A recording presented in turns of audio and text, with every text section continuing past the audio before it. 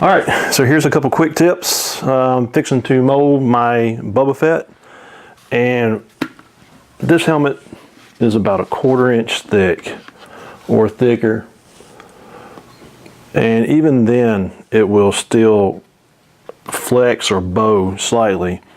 So it's always a good thought to reinforce the inside of your helmet. So what I've done is I have used an old thermos for the center support, and then I've taken a bunch of old foam block pieces of foam that I have laying around, and I'm going to stuff them inside and then try to distribute the weight as much as possible inside the helmet. This is not foolproof by no means, but it's better than just putting the helmet on a support and then gobbing 15-20 pounds of silicone and your mother mold and all that on top of it. So what this does, it'll help keep the helmet from flexing in and out too much. It may still flex some, but this is better than doing nothing. So what I'm looking for right now is to make sure that the helmet is level as much as possible, and I distribute all the foam blocks as evenly as possible.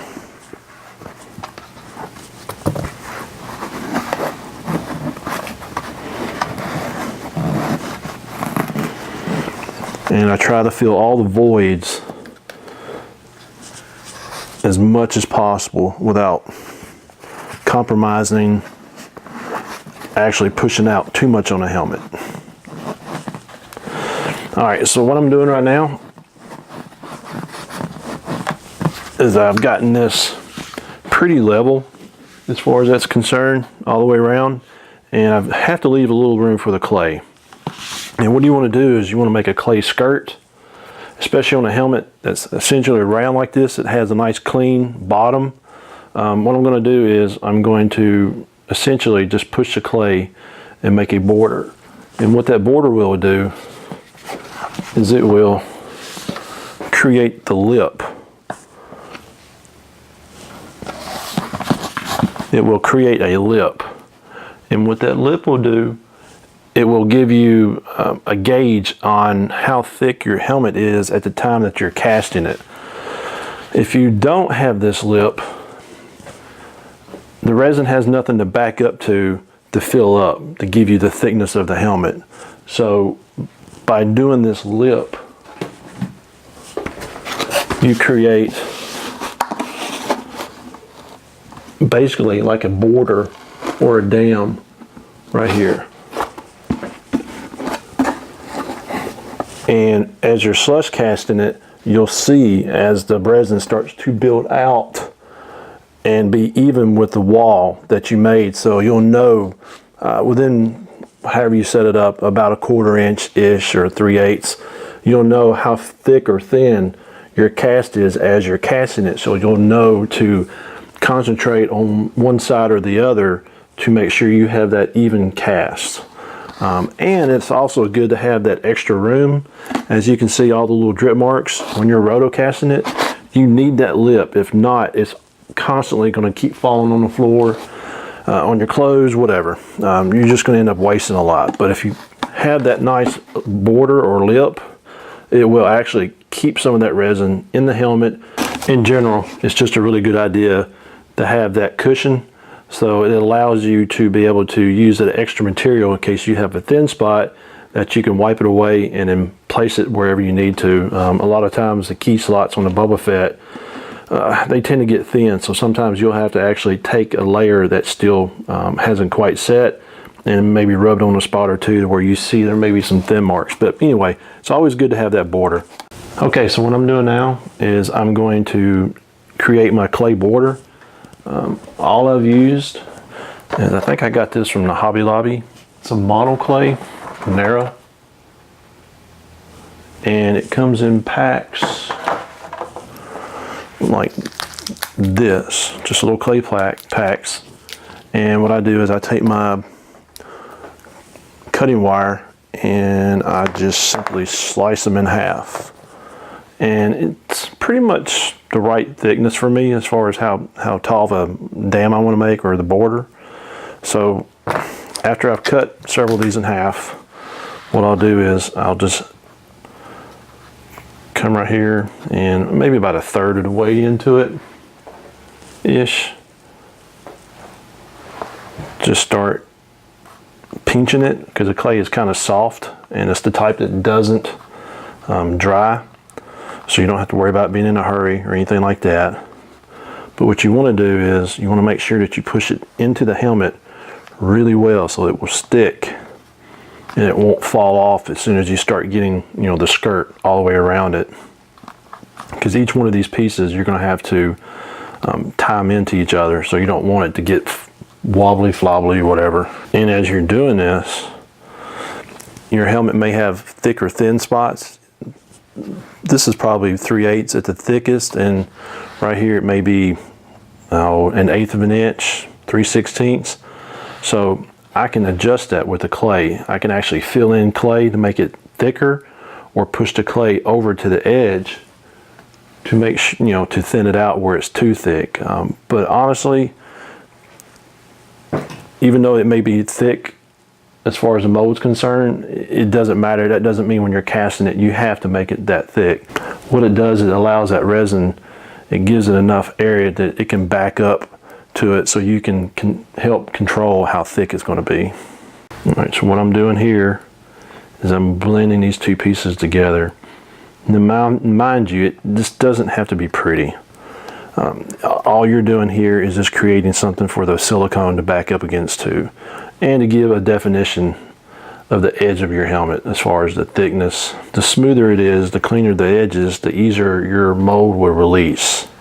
So every time you make a casting, if you have a bunch of rough edges, your resin is going to want to catch into that and keep tearing at it, and eventually you'll end up losing some of that clean lines if you don't do a good job now. So the key is prep. So what I'm doing, I'm just going around. Again, I'm using about 1/3. So I'm setting it on here, and about 1/3 of the way through is where it's actually on the helmet, and the rest is above. And I'm just pushing the clay in onto the helmet so it just grabs it.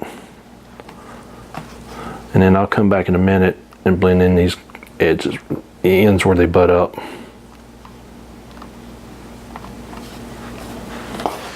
And then after I have the dam all the way around it, the clay dam, I'll come back in, and once again I'll reinforce it with the foam blocks just to keep it from caving in on me once all the silicone starts being applied.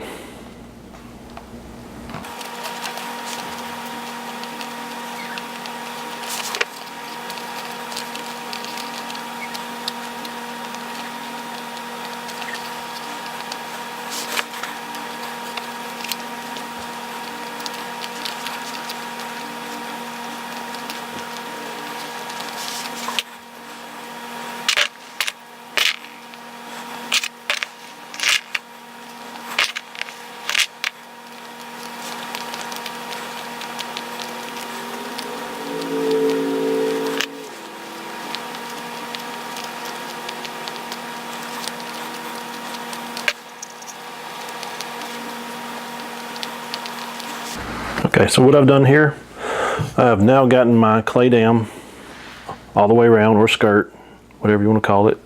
Silicone, once I turn it back up, it'll give it an area for it to stop and capture the edge of the helmet, but also capture how thick I want that negative of the mold to be, so that way it helps capture a lot of that resin as you're slush casting it, and takes out sometimes some of the guesswork on how thick or thin that your cast is. Now I have the clay dam all the way around. So what I'll do now is I'll take the rest of my foam blocks and I'll place inside and try to take out all the negative space inside. That way it won't have as much room to flex and possibly warp under all the pressure. A gallon of silicone is usually how much I use, and typically it can weigh around about 15-20 pounds, I guess, for a gallon. So that's a lot of weight.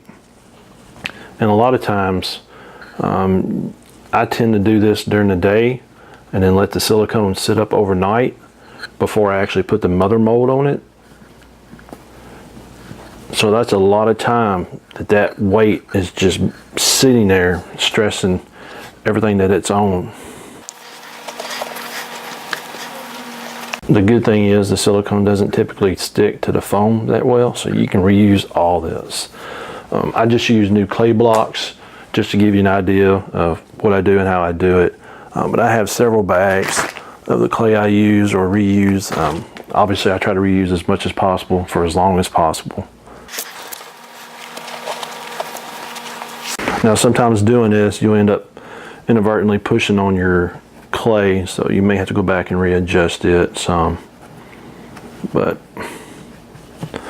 see, it's got a nice feel to it. It's even with it all the way around. No, not too many voids.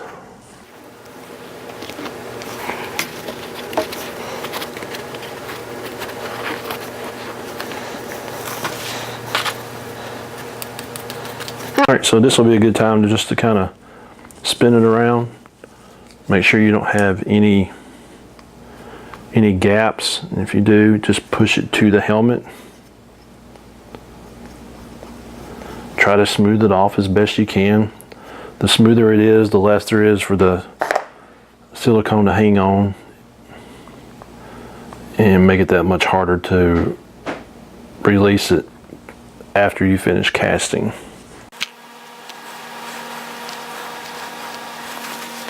Alright, so that's the quick tip of the day. Is when you are setting up your helmet or whatever it is that you're going to cast, make sure that you try to fill up the empty space as much as possible. That will allow or keep, that will hopefully not allow the helmet to flex too much. And by using the clay to make a clay dam, you're able to give that silicone a little extra grab. And by doing that, you'll also give yourself a little extra room to play with while you're casting. First, it keeps it from spilling all over you, and second, it just gives you a better idea of how thick your helmet is at the time that you're casting it. For having that dam right there, it's a big deal. I mean, I think it's a have to when you're roto casting helmets. Now that I've got the clay on there and I have, as much as possible, filled all the voids, it is ready to flip over and begin the casting process here shortly. Sometimes you can twist it, move it a little bit. I don't really see how it matters too much on this one if it's tilted more one way or the other. All I'm looking for is to make sure it has a nice uniform fit as far as the clay is concerned. So that looks pretty good. And I will be back in a minute to show you how to put the silicone on and get out all the air bubbles as much as possible. Because if you don't, then you will do post work.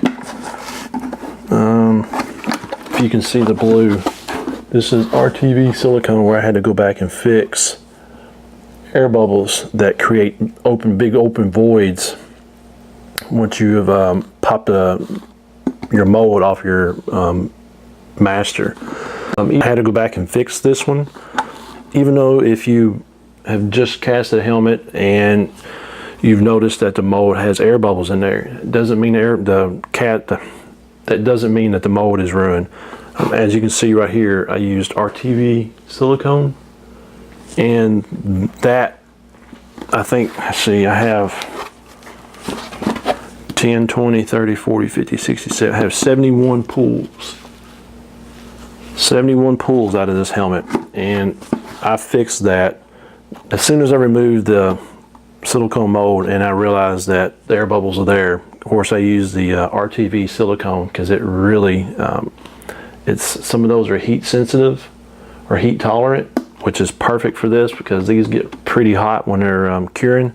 Anyway, that has lasted the entire time, over 70 casts, and the RTV is still there. So that stuff is awesome for fixing problematic molds, or even down the road as the mold starts to dry out, and sometimes it'll tear. Depending if you did a glove mold and you cut it to back or whatever, the RTV will absolutely just save your mold. And there's a lot of time and energy and money that goes into these. I mean, the silicone alone that I use is nearly $100 for the gallon, and then the fiberglass or the epoxies or whatever you use for the mother molds. I mean, there's easily $150 maybe, you know, just in the silicone and the mother mold. And that's not including the time that it involves in casting it. So there's a lot of money in that, and to have a few air bubbles ruin it for you, that's just, there's no way.